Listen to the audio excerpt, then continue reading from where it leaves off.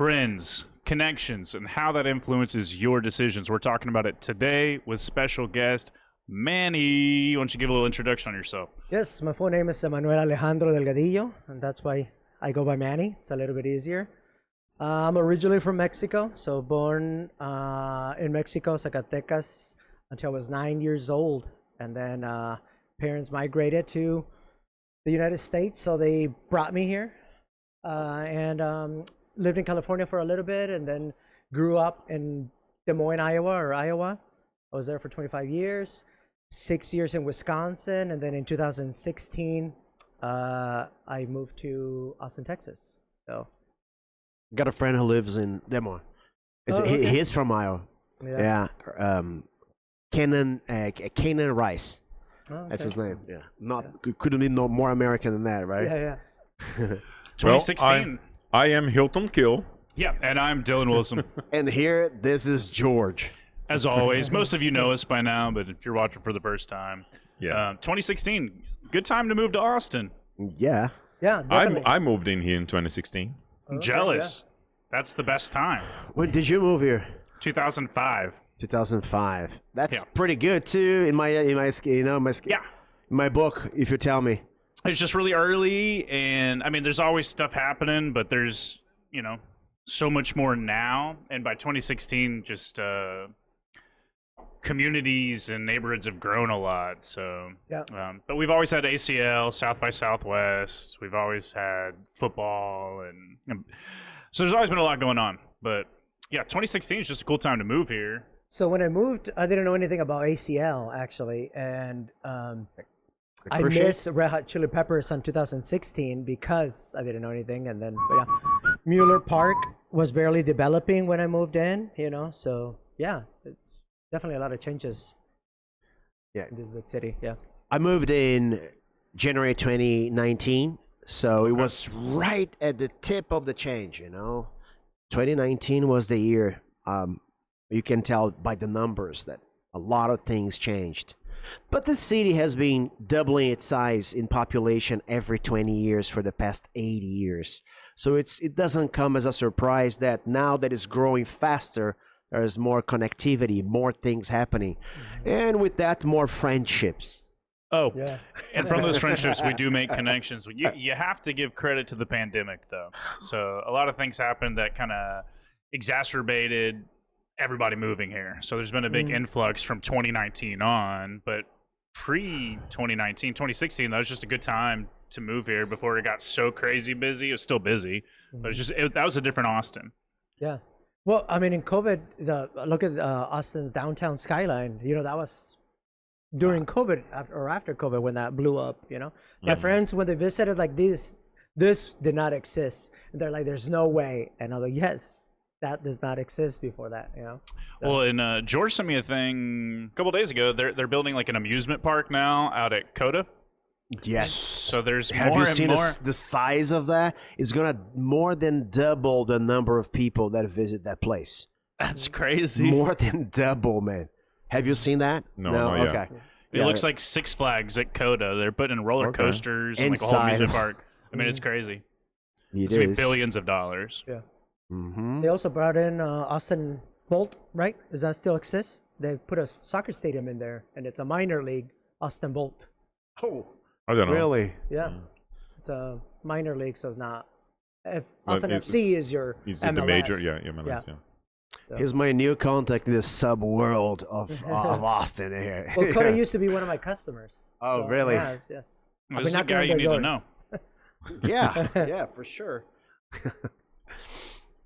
I need a partner for the soccer games too.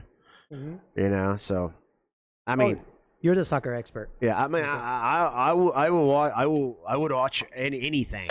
Oh, it's a Ukrainian league. Yeah, I know the teams. Metalist. Yeah, I know there are 17 Brazilians playing there. So right. Anyway, I always find that interesting is nationalism, right? So it's like the connection with like what Brazilians are playing where, then it interests you, That's what got me more interested in F1. At the time, we had an American driver. Now we don't. But there's a Brazilian driver this year, so Yeah. that should give you a little more interest in years past where it hasn't been there. He wasn't very successful, unfortunately, in the first GP. I don't expect him to be. But he was pretty good, actually. Yeah. You know, In the trainings, in the practice. yeah. He did quite well. Yeah. Well, it's a tough, like, wet, dry race. So, I mean, Only the good Weird ones conditions. stayed, man. yeah, that was a whole nother thing. But speaking of friendships and connections, so when you moved here, what brought you here, actually? Ooh, okay. So I moved from Des Moines to Wisconsin for a change in careers. And you ever heard of the Midwest and Iowa being cold? So Wisconsin's colder. It was Yeah. like going back 50 years. So diversity, education, you know, and then colder, you know. Which period was it? Just to place it was 19 in the 90s. Was it in the 90s? Or just No, I moved to Wisconsin in 2010. 2010. Yeah, Okay. All right. and then moved out in 2016. But I met a girl there. Oh, okay. Got it. Yeah. I met a girl there who also hated Wisconsin. We moved in a relationship quickly, and then she said, if this is gonna work, like I'm not gonna stay here. I need to move. And I was like, well, count me in because I need to move too. Was it up north? Up north, yeah. Up north. Yeah, so it's basically the border state with Canada. Canada. Yeah. I lived in Michigan. Chicago, so I understand Oh, okay. what you mean There you go. about cold. Yeah. You know, so Yeah, Wisconsin's colder. So my last winter there was 3-day span of -50 with wind chill. So yeah. you always calculate that. That's a thing. You have the wind chill factor is in the conversations, my friend, all the time. It's I crazy. get it. Look, when it's below about 30 degrees here, I'm crying about it. So I can only imagine what it's Yeah. like with the wind chill up in Yeah. Chicago or Wisconsin. I've never experienced that, and I don't want to. Yeah, you shouldn't. I mean, I'm a warm blood. you've been to Alaska though. Yeah, I have. It's different. It's a little different. Getting good at that. Yes.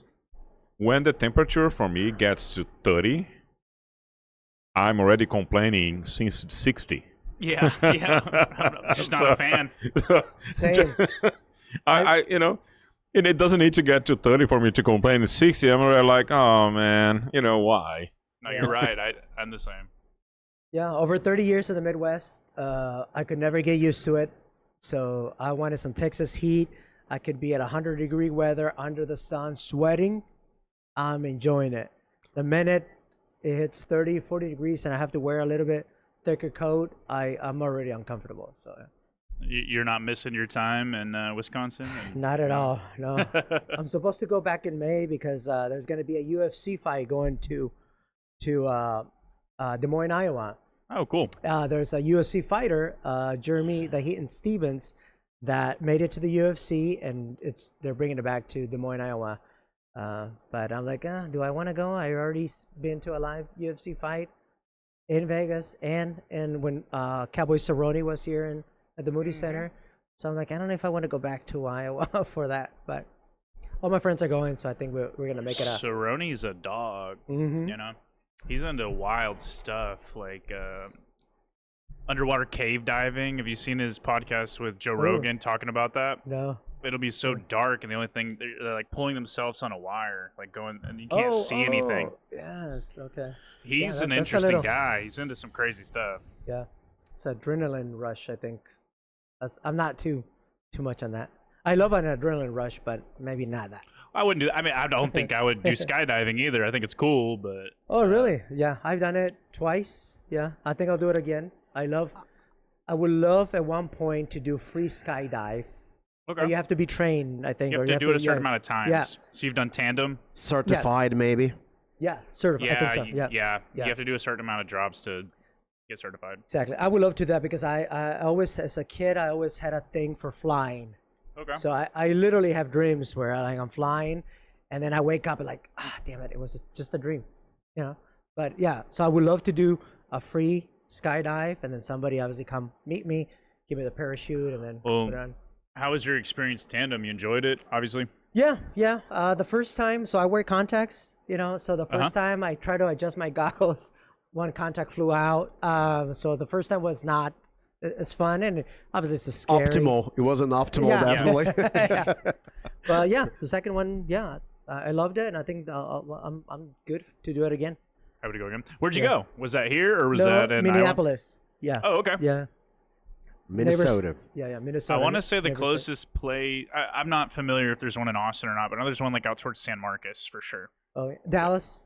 Dallas has as well. Yeah. Um, Oh, San Marcos is pretty close though. Yeah. yeah, I mean it's closer than Dallas, but it's just a smaller city. But yeah, I've got friends that have done it. I've debated it. I just feel like I know when you sign up and you get there and it's tandem and you decide like I don't know if I want to do it. Yeah. You don't get to change your mind. They're pushing you out, and I think I'd be fine, but I don't know. I've never had the opportunity present itself where I kind of got pressured into doing it. I think it'd be all right. I like roller coasters. You know, I like driving fast. I like adrenaline, but I don't. There's certain things that it's just like it's an extra level of risk. That's like I don't Do you know what I do?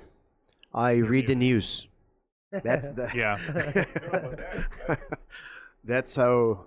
That is actually a good point, because let's say you have friends that skydive, right? And then you are around them all the time, and then you hear the stories, and you say like, man, I experienced this on my jump and like that, and then you end up like, I want to do that as well, just to see if I experience that as well. So that is one part of influences and decisions that we end up making because of friendships, right? Yeah. And it's Exactly. and the same as racing for myself is like being around people that was racing karts at the time. So very young kid, and it was like I was racing, and all of my friends that never raced, but they would definitely go to watch because they're like, hey, Hilton's gonna be there. My brother is gonna be there. That we have to go and watch because it's gonna be awesome. And then so everybody kind of brings like 10, 15 people, and then you have a packed audience, watching the race, and people on the stands and whatnot. And because you want to participate a little bit with what your friends do, and this is awesome. I think that's one of the influences that friendships causes, and bring extra experiences to our lives. Yeah. Yeah. So I actually, I 110% agree with you because I'm a giver.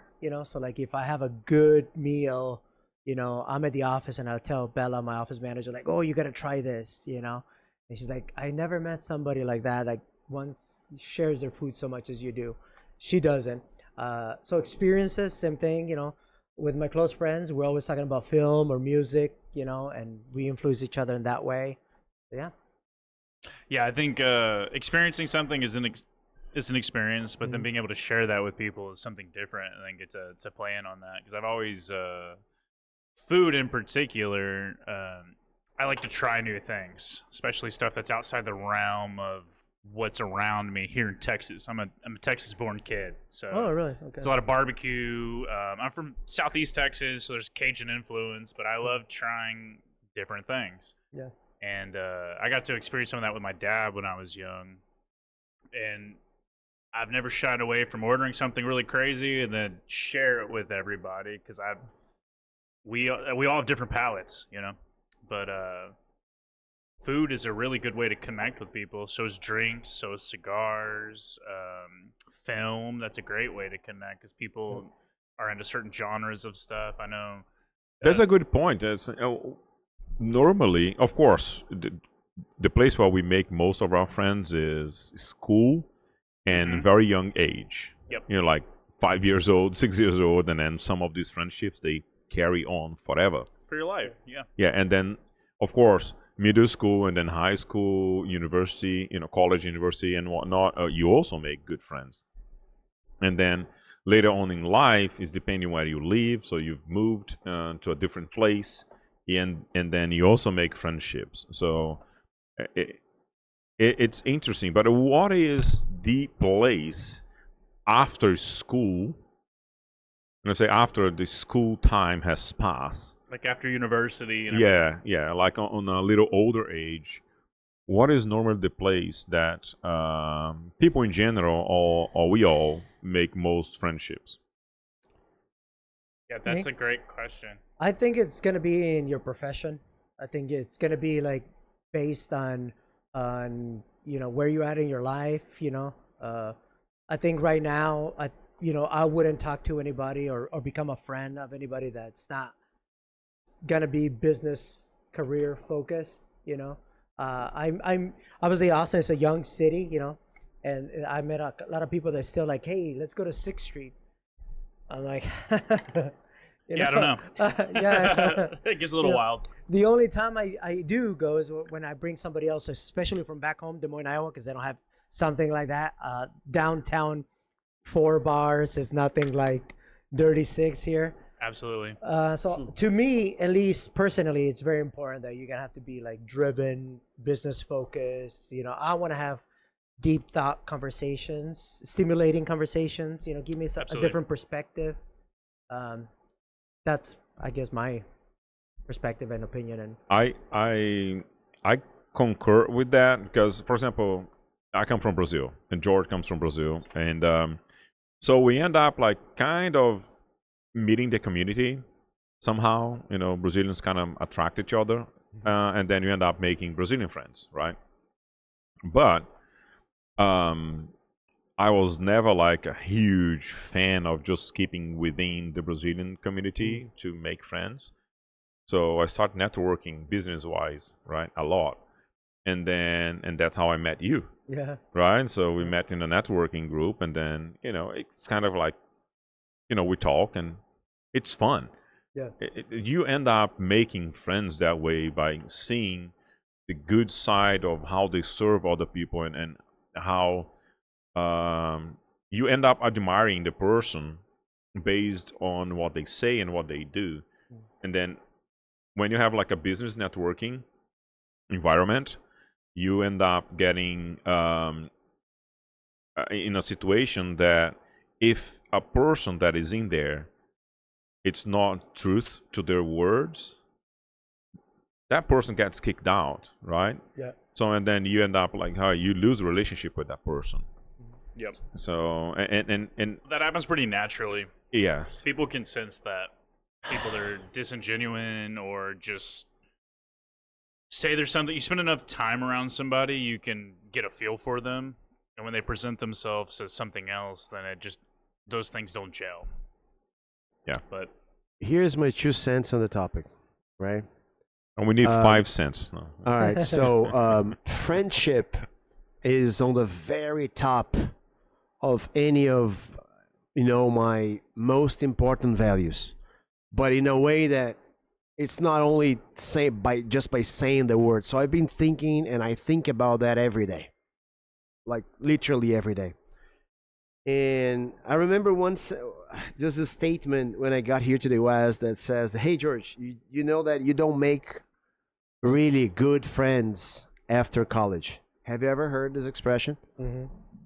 I have not heard that expression, but it makes sense to me because my long-lasting friends, the last one that I've made, stopped when I was in college. So coming here and connecting with different people, you make friends, but it's not the same. I see.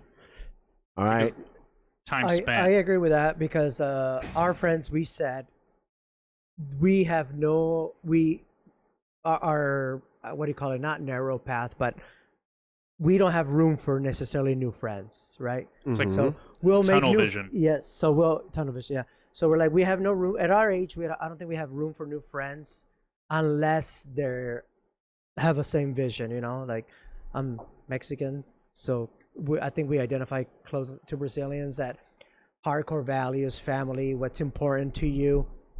So if you don't have that in your realm, it'll be very hard to make new friends at my age. Connect. You connect. I mean, get along with people, but to really connect is different. I mean, look at Hilton. We scheduled maybe 30, 40 minutes to meet, and we ended up talking for 2 hours when you visit the office. Yeah. Because we kept going back and forth on stuff that we kind of align, So Yeah. so yes, to your point. Do you have any opinion on that? Just No, you put 2 cents. We need 3 more cents now. Okay. We need a nickel, George. I have this topic. It's so ample. It's so hard to actually dissect all the possibilities and angles we can embrace this. For instance, I tend, for some reason, to get along with just a little bit slightly younger than I am. So age is a factor. Yep. Gender is a factor. I put it here. Preferences, interests, and I understand that friends from childhood and college, you kind of build and know this person for longer. But is it about time, or is it about how deep you can get into the conversations, into the desires, anxieties, and you truly know a person?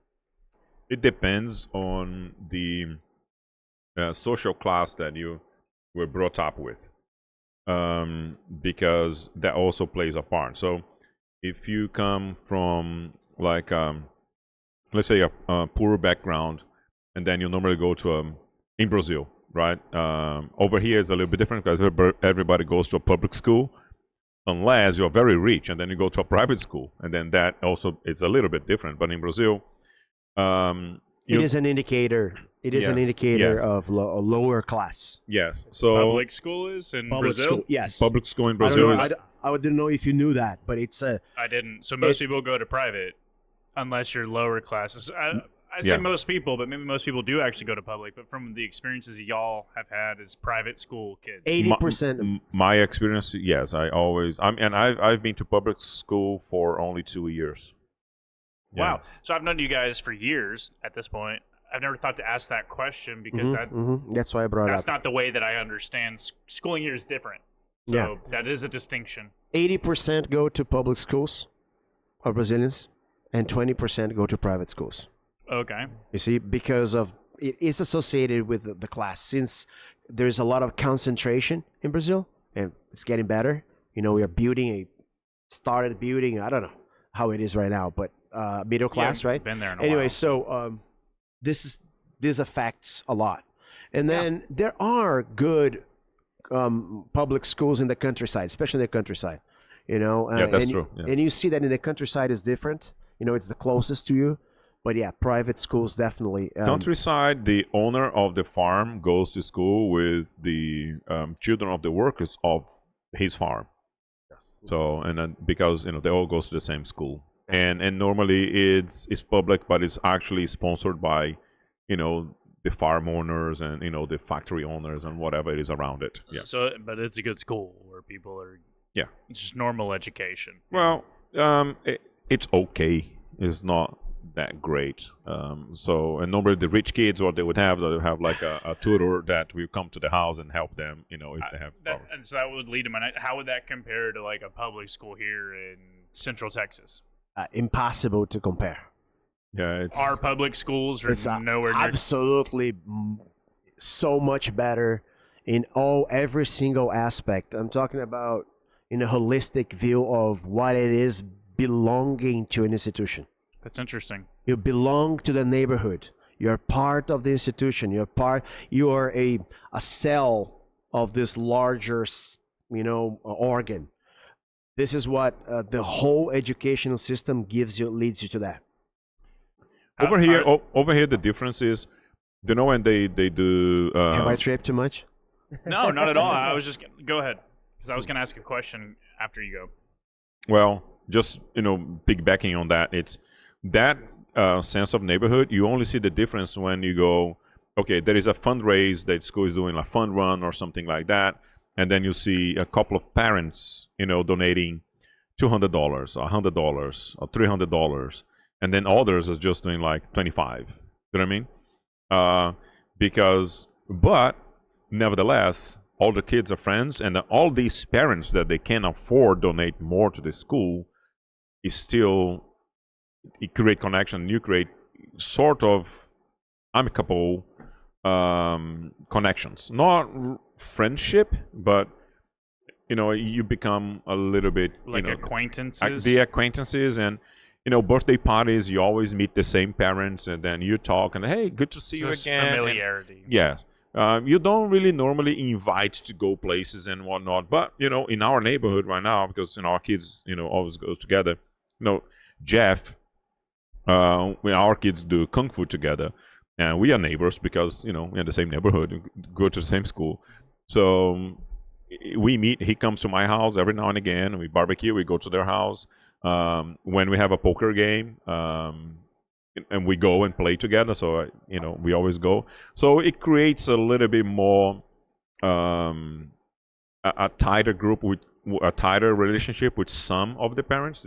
You can still do it, even though there is no business relationship going. But it's because of the kids, right? So the kids, they are great friends, and then the parents end up like seeing each other so much, and then yeah, that's a cool guy. I can talk to that guy forever. So yeah. It just made me question: are there parallels or similarities with what y'all are experiencing with Brazil and Mexico with schooling there? Do you notice that a lot of people do public versus private school, or? So Mexico's a little bit similar to Brazil, but things that I learned because I went to Mexico until I was fourth grade. So fifth grade, I came to the United States. They used to, they spank you, in Mexico. Yeah. Still to that day, like I remember asking my friend or colleague or classmate, for coloring pencils because of whatever we were doing, and because I was talking when everybody's supposed to be doing something, like, hey, come here, with a ruler, let me see your hand, and pop, and at that point you don't understand it because you're a kid, right? But as I'm older now, I reflect on that. It was two things. It was teaching me manners and professionalism, right? I could have easily said, hey, teacher, raise my hand, I need coloring pencils, can I ask a friend? Or he would tell me, ask your friend for that. So that's what I get from. But they did not educate you on how to do that, though, right? Well, exactly, yeah. So that's the other thing, right? They didn't tell me that it was incorrect to do that. You're right. I got punished physically by that. Without knowing the right way. Without knowing the right way. But in retrospective, yeah. So yeah. There's a curriculum, and there's also like social norms, I guess, if you will. But they got to teach you how to learn society, social norms. So respect. If you are diving into this topic, right? There are many things here that we could explore, right? So I am in education, so this is also another topic that we discuss all the time. When it comes to education here in the U.S., you also have to understand that it's kind of a systematic. Like there is a plan, there's a bigger plan, a federal plan. We try to do that, but the resources, we don't get the resources. So they have to work with what they have. Mm-hmm. So just to contextualize, a teacher in Brazil probably doesn't make $500 a month. Yeah. Right. So I'm extrapolating here just to put in perspective. Dylan, just to calculate what I use it is 2.5. This is the purchasing power. So it will be a teacher making $1,250 here in the US. That's the purchasing power.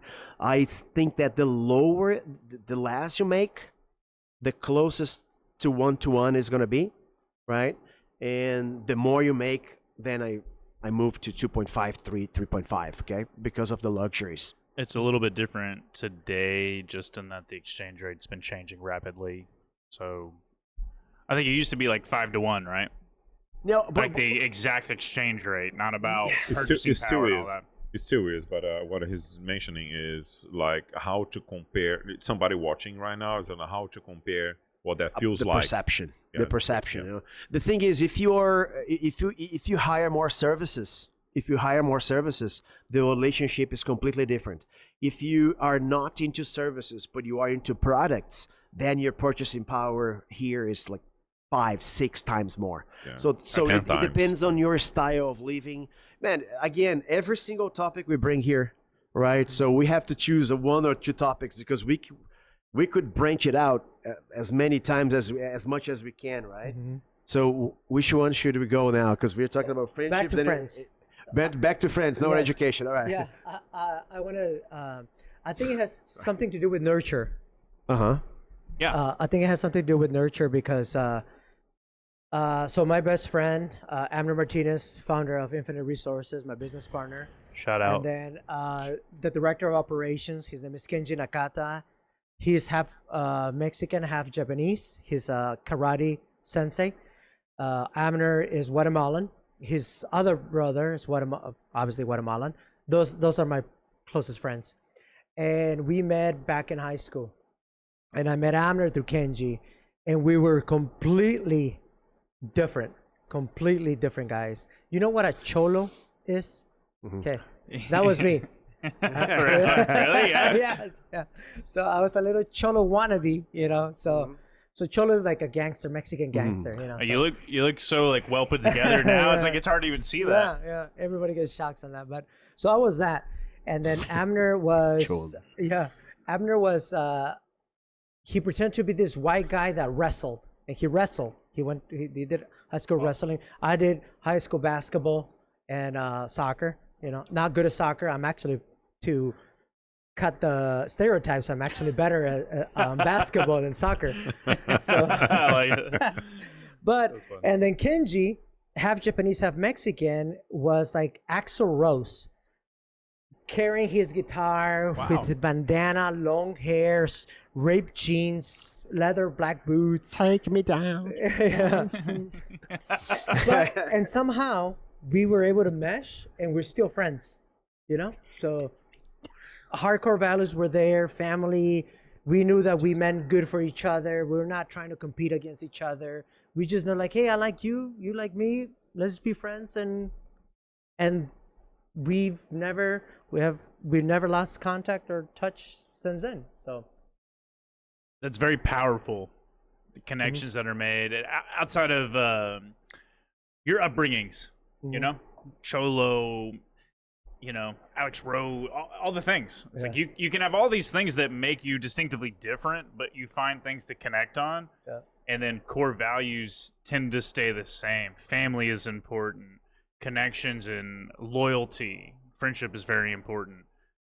That's the reason I get along with so many people around me, that we're all from very different backgrounds, especially here at this podcast.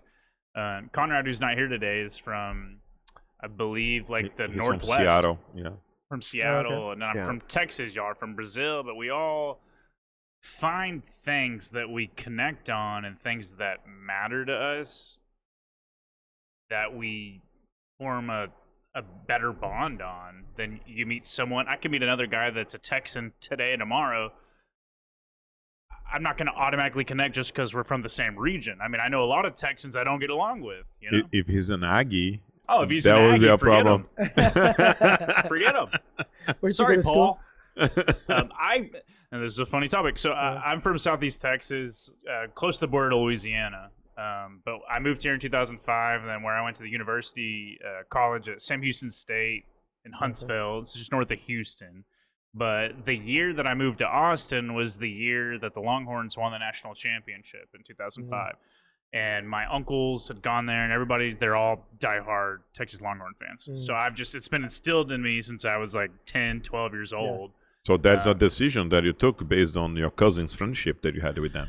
Based on Influence. people around me more so. I didn't have a direct connection other than family and friends that brought me into that. Similar to sometimes you talk about Flamingo and the other soccer clubs that y'all, you know. Yeah, the soccer club, for example, I support in Brazil is Flamengo. Okay, Flamengo. But my dad is not. My dad is Botafogo, and my mom is Fluminense. Botafogo, Botafogo, campeão desde 1910. They won the Libertadores and they won the national championship. It's amazing. Which team you support? I didn't get it. Grêmio, of course. That's right. And he's different. So there's a deep connection with sports and people that you support. So yeah, I get along. There's an inner lab here in Texas. There's a lot of Dallas Cowboys fans. There's Houston Texans fans. There's Longhorns, and there's Aggies, and all in between. And Paul, the guy that comes on pretty frequently, he's a Dallas Cowboys fan, and we connect in that regard. But I'm a Longhorn. He's an Aggie. So we butt heads in that regard. But just there's so many different levels of connections And sports is a whole nother one of them because there's so many different sports. There's so many different teams to support. And just expanding the topic, if you allow me here, I think we have traumas. You know, like Is that the 5th cent now? Only if you give us a nickel, George. If you give us a nickel. Think about that, right? We have traumatic moments in our lives, right? So we have the traumas, and on the other side, we have bonds. Yep. You know, sometimes, like, okay, I was just thinking about your 2005 Moving here. moving here, right? Yep. Look, maybe because at that time you connected straight with, with all the guys there, and you won the championship. You all have that memory. You all share that bond. That's a high. That's a high moment. Exactly. And then maybe you establish a way stronger relationship for a long time because you have, you see, when we were suffering every single game, we are eating, I don't know, the worst food possible. In my worst, you were there, guys, with me, so probably we overvalue that, I think, if you ask me. I'd agree. So bonds, I think it's about bonds. Right? So even with our friendship was like that, wasn't it? Like with the cigar, especially because but the first time we met was through trying to understand like housing, and it was actually business. Yeah. Right? Because you were at the time a lender, working for a lending company, like mortgage company. Guarantee rate. Yeah, and then you like, hey Hilton, you got to do these because you're gonna benefit more if you do that. And then you educated us so much in what we can do, and then that's how we got our rates down. And George helped us a lot, a lot of information and knowledge. So, and then after that, then I found out that I did not smoke cigars at that time, and then you was like, hey, let me show you my cigars and stuff. And I was like, man, this is kind of interesting. And then I started smoking cigars because of another friend that said, hey Hilton, buy some cigars and bring to the Christmas party. And then you actually have those sitting on your desk over there. You can show what that was. Yeah, I will show, because I bought a pack, because this is what I bought. I love this. This is what I bought. It's a $3.50 pack. Cuba rounds of cigars, and it has 3 cigars in it, so it's cheap, right? So I bought this pack and I keep in here on my desk. I don't even. Just a reminder. It's just a reminder, what brought me into the world of smoking cigars, and it was horrible, but. I really liked, the bond, the experience. The is like experience. I just need something better, than these, and then and then Dylan started working with me just like 6 days after I smoked the cigar. Yeah, within the same week. And then he gave me some. He gave me some cigars, and then said, "No, Hilton, you have to smoke these cigars instead of that shit." And then like, and that was pretty good. He was green in the space of cigars, so he showed me that, and I said, "You saw potential. You saw potential." I did, but I was like, "Please tell me you're lying. That's what you're buying for cigars?" And he goes, "Yeah." I picked them up. It was. The way I remember is like $5 for 3 sticks, but maybe it was even cheaper than that. $3.50. That's not cigars, man. The cigars are gonna be minimum $5 each. And that's not like good cigars. And that's a cheap one, yeah. And he was like, "Okay, well, what do you smoke?" And so we started talking about it. We started trying things, and I'm like, "I like these brands, and you should try this." And you just bought 3 for $3.50, so it's a completely different world. I'm going to recommend you a stick. It's $12 for one, but try it. And then I came across, I stopped at a smoke shop. It's not even a cigar store. No, it's not even a cigar. And then I stopped at a smoke shop, and I got some Romeo and Julieta, because that's all we know. And then I saw this little flag, which is a Brazilian flag. And then I was like, I'm buying that cigar because it has a Brazilian flag in it. Yeah, absolutely. And then we took a little while for us to smoke this one, right? And it was, and then we hit it, right straight on, because it was one of our best cigars ever. And at the time, this cost like $6. Now the price has gone up. It's about $9 a stick now. Those used to be, if you bought them in bulk, like $5.50 a stick. If you bought like 10 plus, so they weren't expensive at all. But the flavor profile and what you're getting from it, it's like you would never expect that from a $6 cigar ever. True. You see history repeating itself. Like you had the bond right when you got here, and then with the football, and then right when you get into the company, you get a bond with the cigar. I will tell you, maybe if you didn't get interested in the cigar together, maybe this podcast wouldn't even be here. Because then you don't know, then you wouldn't like the smoke of a cigar or something. So you see again. So do you understand what I'm saying? So that's important to put in perspective. That it is, and I was not super deep into the world of cigars, but I've dabbled in cigars. I've smoked plenty of cigars, but not doing cigar reviews and not smoking 4 to 5 cigars a week, which I'm doing now. I smoke a lot of cigars, probably more than I should be, but I enjoy it. We don't judge. I appreciate that. We listen, Judgment free. My fiance does judge me on that, but I remember we went to a lounge to go pick out some cigars because we had been ordering online at that point. So we went to a lounge to think about smoking there, but buying some over in the Westlake area. And we walked in, and Hilton's like, it was such a strong, smoky flavor and smell and everything when he walked in. He's like, I don't think I like this. The smell is so strong, and I almost feel sick walking in here. And I was like, give it some time. You keep smoking cigars, you're going to be in this environment. It's not going to bother you anymore. And he was a little skeptical on that. And enough time went on where he was smoking more cigars than I was. And you kind of could be today if I'm not trying to keep up with you. We smoke a lot of cigars. Yeah, but I only smoke during the podcast and maybe in a weekend, and if I have a meeting with someone in a cigar lounge, because some people pick up meetings on cigar lounges and then we do. But yes, now you're smoking more than I am. For this time frame. For the past, really probably couple of weeks. But there was a time you never thought you'd even be able to smoke a cigar in a lounge because the smell would be too strong for you to be able to handle. Not the case. Yeah, completely changed. And sometimes because the smell stays here for a couple of days after we do the podcast, and then I come in the morning and then the smell is still pleasant. It's lingering from the day before. It's all about perspective, man. But you know what?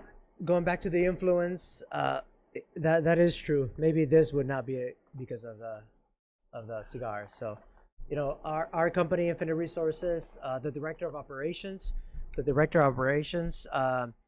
he's our IT guy. So when Amner funded the company, he was doing sticky notes to get it going. When he came in and Kenji was like, we're not doing this. You need a CRM, you need a system in place. And that influence, that influence, and that's why I go back to nurture, influence that's still there, They could be, like you said, that there's my high points and experiences like college and football, but Kenji hates sports because of the fans. So he hates sports because of the fans.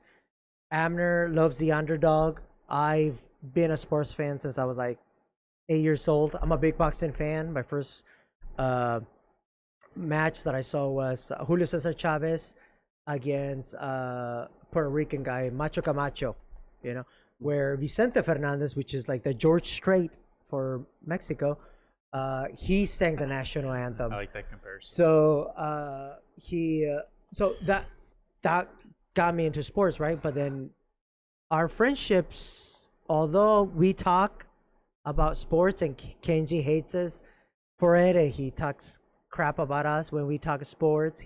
We have a group conversation that says douchebags talking about sports, and he named it because he thinks we're douchebags. But nonetheless, the influence that we had in each other, like he influenced the company to be modernized, was there. So you see, different folks, different strokes. You see, so when you talk about bonds, right? You can pick your poison. You know, like you find out so many different people are so interesting. If you just give a chance, you see that you have way more in common than you don't have in common. You just, just how you talk, it's just how you approach, how you communicate.